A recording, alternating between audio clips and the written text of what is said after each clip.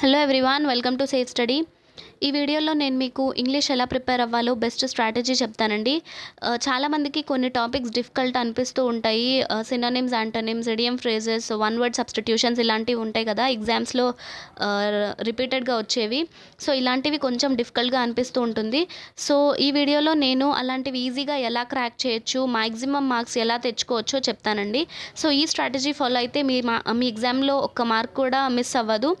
And అలానే ఎలా start చేయాలంటే, ముందు మీరు క్లియర్గా ఉంచుకోండి. బేసిక్స్ క్లియర్గా ఉండేలా చూసుకోండి. బేసిక్స్ అంటే రిపీటెడ్గా రెగ్యులర్గా అడిగేవి tenses, active voice, passive voice, narrations, prepositions, అవి వాటి గురించి క్లియర్గా ఉంచుకోండి. క్లియర్గా ఒక ఐడియా ఉంచుకోండి.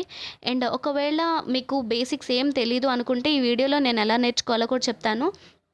సో దీన్ని ఫాలో అయ్యి మీరు ఇంగ్లీష్ ఈజీగా నేర్చుకోవచ్చు. అండ్ ఫస్ట్ వచ్చేసి ఎలా స్టార్ట్ చేయాలి, మీకు బేసిక్స్ ఏం తెలియదు అనుకోండి, ఎలా స్టార్ట్ చేయాలంటే లెక్చర్స్ వినాలి ఫస్ట్. అంటే మీరు ఒక టాపిక్ సెలెక్ట్ చేసుకొని దాని గురించి క్లియర్ అయ్యేలా చూసుకోండి. అండ్ దాని గురించి లెక్చర్స్ వినండి. ఒక టాపిక్లో యూట్యూబ్లో చాలా ఛానల్స్లో లెక్చర్స్ చెప్తూ ఉంటారు ఇంగ్లీష్ గురించి.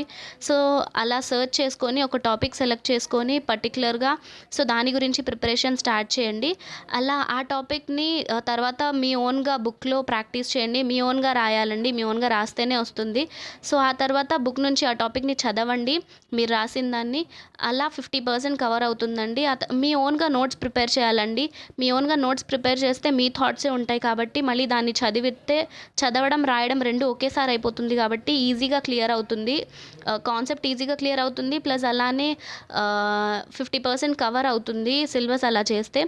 సో అలానే నెక్స్ట్ వచ్చేసి best book for English. Best book వచ్చేసి నేను ప్లినీత్ టు పారామౌంట్ ప్రిఫర్ చేస్తానండి బుక్.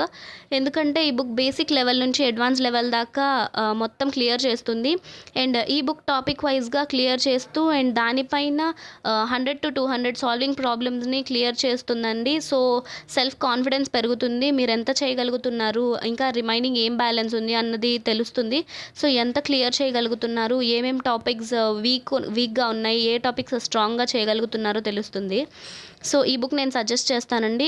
సో ఉంటే అమెజాన్లో దొరుకుతుంది, మీరు కొనొచ్చు దీన్ని. And next analyse previous year question papers ఉంటాయి కదండి. ఎస్ఎస్సి, ఎన్విఎస్, కేవిఎస్, డిఆర్డిఓ ఇలాంటివి జరిగిన ఎగ్జామ్స్లో ఇంగ్లీష్ పేపర్స్ సర్చ్ చేసి మీరు సాల్వ్ చేయండి. సో ఇలా చేయడం వల్ల ఏ టైప్ క్వశ్చన్స్ అడుగుతున్నారు అనేది తెలుస్తుంది. అండ్ మీరు ఏ టాపిక్ కవర్ చేశారు, ఏ టాపిక్ కవర్ చేయలేదు, ఏ టాపిక్లో వీక్గా ఉన్నారు, ఇలాంటివి తెలుస్తుంది. సో దానివల్ల మీరు దాన్ని ఇంకా ఇంప్రూవ్ చేసుకోగలరు.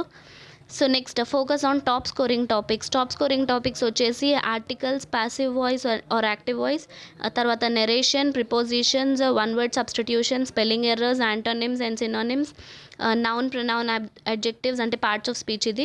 తర్వాత ఇడియం అండ్ ఫ్రేజెస్, ఇవన్నీ టాప్ స్కోరింగ్ టాపిక్స్ అండి. దీని నుంచి అయితే బయటికి రాదు పేపర్. సో మ్యాక్సిమం మొత్తం ఈ టాపిక్స్లోనే ఉంటుంది. అండ్ ఏ ఎగ్జామ్కైనా నెరేషన్ క్వశ్చన్స్ వస్తూనే ఉంటాయి.